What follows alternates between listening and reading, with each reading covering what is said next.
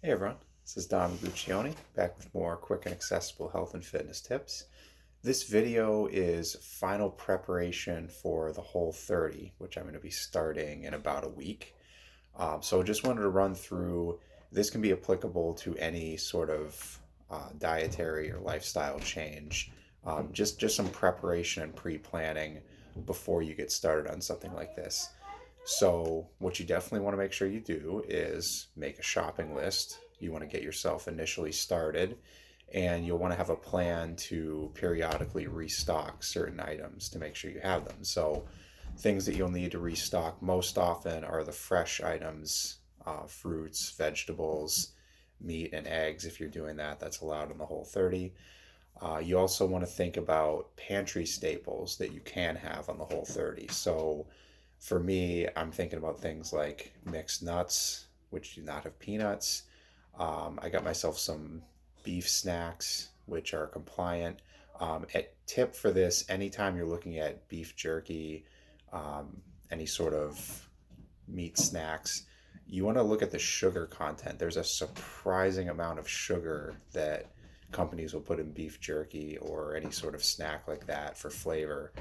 So you can find some that don't have it, but it's important to look at the ingredients. Let me see what else for pantry staples. You can get coconut, can have coconut milk, um, pantry. Basically, thinking about any sort of pickles or pickled items. Those will work for like fridge, pantry staples.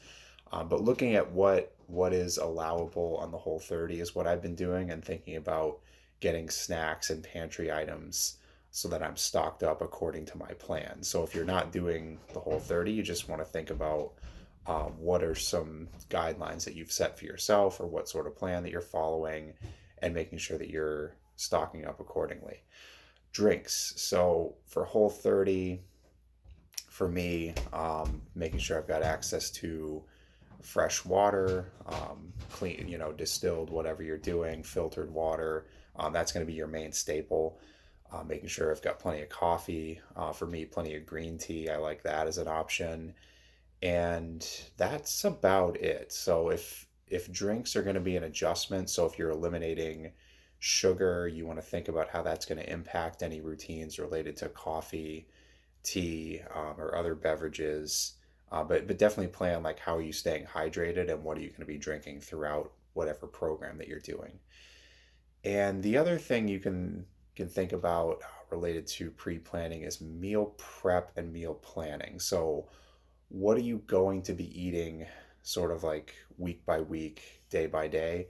It's helpful if you sit down each week and make yourself a plan that you can stick to. It doesn't have to be completely rigid. What I'm doing is I'm working with my wife, who's the chef, thinking about what types of meals will follow this plan. And what I'm setting up to have is kind of one staple meal that I can go to each day. It's probably going to be pre-prepped Saturday or Sunday, but I can have one meal that's completely compliant and I can build pieces around that. So that's going to work for me.